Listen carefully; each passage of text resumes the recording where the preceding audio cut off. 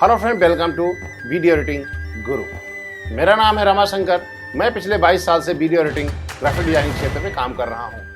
पिछले ट्यूटोरियल में हम आपको बता रहे थे प्रीव्यू विंडो में प्लेयर विंडो के बारे में, उसके टूल्स के बारे में। इस ट्यूटोरियल में हम जानेंगे प्रीव्यू विंडो में, रिकॉर्डर विंडो में कौन कौन से टूल उपलब्ध हैं और उनका प्रयोग कैसे किया जाता है। इस ट्यूटोरियल में हम आपको बताने की कोशिश करेंगे दोनों विंडो में क्या डिफरेंस है और दोनों में दिए गए टूल्स का प्रयोग कैसे किया जाता है। जैसा कि हमने आपको पिछले ट्यूटोरियल में बताया, यहाँ पर जो टूल्स दिए गए हैं उनका प्रयोग हम प्लेयर विंडो में ही करते हैं, जबकि रिकॉर्डर विंडो में प्रयोग किए गए टूल्स का प्रयोग हम टाइमलाइन विंडो के लिए करते हैं। लुक एंड फील में ये लगभग सारे टूल्स मिलते जुलते दिखाई पड़ते हैं। लास्ट के 4 टूल आपस में मैच नहीं करते हैं। इनका प्रयोग अलग तरीके से टाइमलाइन पे किया जाता है। इन पॉइंट, जैसा कि हम यहाँ पर इन पॉइंट का प्रयोग करते थे, उसी प्रकार टाइमलाइन पर भी हम यहाँ पर प्रयोग करेंगे इन पॉइंट और आउट पॉइंट का। जैसा कि हमने आपको पहले बता चुका हूँ, इनका शॉर्टकट कमांड इन पॉइंट के लिए आई है और आउट पॉइंट के लिए ओ है। आई प्रेस करेंगे, यहाँ पर देखिए आप जहाँ पर आई प्रेस करते हैं उसके बाद देखिए यहाँ पर जो एरिया सेलेक्ट हो जाता है वो लाइट ग्रे हो जाता है और बाकी का एरिया डार्क ग्रे होता है। यहीं पर जब हम आउट पॉइंट का प्रयोग करते हैं, अब आप देखें जो एरिया सेलेक्टेड है वो लाइट ग्रे होता है और जो एरिया सेलेक्टेड नहीं होता है वो डार्क ग्रे होता है। और इस इन आउट पॉइंट की वजह से टाइम कोड एरिया में भी आप देखेंगे तो यहाँ पर सारे पैरामीटर्स में परिवर्तन हो जाता है, जैसा कि आपको यहाँ इस एरिया में होता था।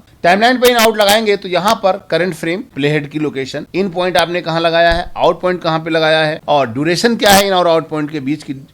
टाइमलाइन पर टोटल क्लिप कितने सेकंड आपने यूज किया है उसकी भी संख्या यहाँ पर दी रहती है। जैसे यहाँ पर 10 सेकंड 8 फ्रेम आपने यूज किया है, लेकिन यहाँ पर कैलकुलेशन केवल इस, कभी भी ये गलती मत कर दीजिएगा कि इसकी कैलकुलेशन पूरी प्रोग्राम की आप 10.8 मान लीजिए।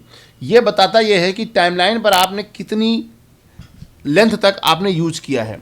आपने चाहे यहाँ पे यदि आपने क्लिप रख दिया तो इसकी बाकी के एरिया में यहाँ पर कुछ भी रखो या ना रखो, लेकिन ये पूरी ड्यूरेशन आपके यहाँ तक टाइम कोड को दिखाएगा कि आपने किस ड्यूरेशन तक आपने यूटिलाइज किया है। इसके अतिरिक्त यहाँ पर कई सारे ऑप्शंस के नीचे देखेंगे, यहाँ पर जो ड्रॉप डाउन बटन है इस पर क्लिक करेंगे, go to in point, go to out point, जैसा कि यहाँ पर भी आपको दिया गया था। Go to in point, go to out point यहाँ पर भी है।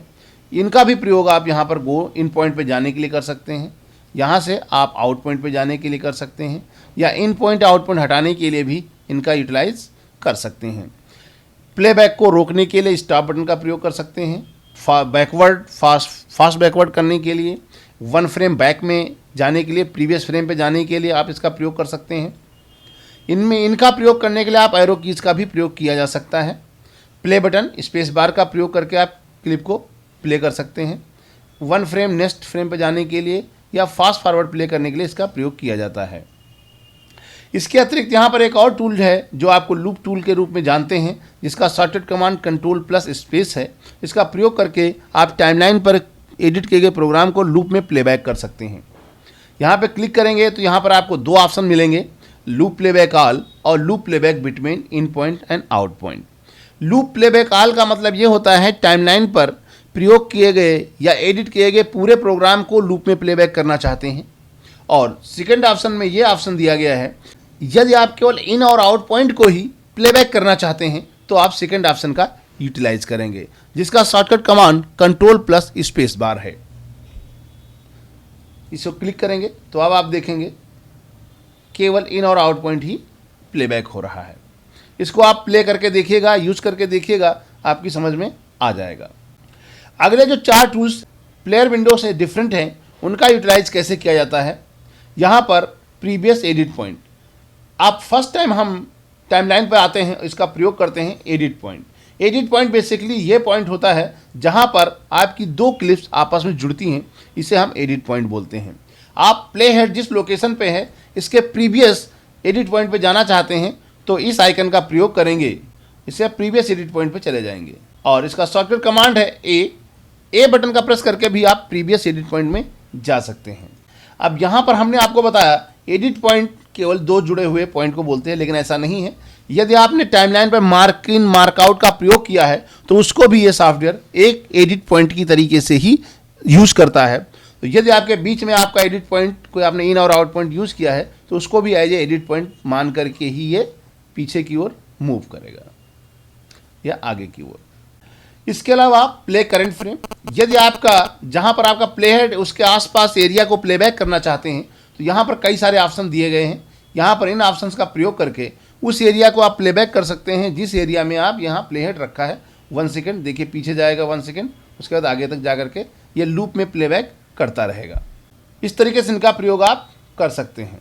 ये नीचे के जो ऑप्शन है ये कैमरे से रिलेटेड है। कैमरा यदि कनेक्ट होगा उस समय या मल्टी कैम एडिट करेंगे उस समय इसका प्रयोग होता है। अगला बटन जो दिखाई पड़ रहा है आइकन, वो स्पोर्ट बटन है। इस पर जब क्लिक करते हैं तो आपके सामने यहाँ पर कई सारे एक्टिव ऑप्शन मिलते हैं। इस ऑप्शन का प्रयोग हर एडिटर को आपके फाइनल आउटपुट देने के लिए करना पड़ता है। प्रिंट टू टेप सबसे यूज़फुल आज की डेट में तो नहीं रहा है, क्योंकि पहले प्रिंट टू टेप सदैव किया जाता था, क्योंकि उस समय टेप का प्रयोग किया जाता था। आजकल टेपलेस मीडिया पे ज़्यादा वर्क हो रहा है, उस पर ज़्यादा लोग काम कर रहे हैं, इसलिए इसका प्रयोग कम हो गया है। यदि आपको आउटपुट एडिट किए गए प्रोग्राम का लेना है तो प्रिंट टू टेप कर सकते हैं, यानी टेप पे रिकॉर्ड करने के लिए हम इसका प्रिंट टू टेप का यूज़ करते हैं। यदि टेप पे रिकॉर्ड करते समय आपको टाइम कोड डिस्प्ले चाहिए तो आप इसका यूटिलाइज कर सकते हैं। और सबसे ज़्यादा यूज होता है आज की डेट में प्रिंट टू फाइल, यानी आज की डेट में टेपलेस मीडिया इंडस्ट्री में या टेपलेस वर्ल्ड में सबसे ज़्यादा यूज़ किया जाता है प्रिंट टू फाइल का। चाहे वो आपको यूट्यूब पे डालना हो या किसी अपने कस्टमर को पेन ड्राइव में आपको फाइल देनी हो या आपको डीवीडी राइट करना हो तो सदैव प्रिंट टू फाइल का यूटिलाइज करते हैं। इसके अलावा टाइमलाइन से ही आप बैच एक्सपोर्ट एक साथ कई सारे बैचेज में छोटे छोटे टुकड़ों में क्लिप को एक्सपोर्ट कर सकते हैं, या आप डायरेक्ट टाइमलाइन से डिस्क को राइट कर सकते हैं।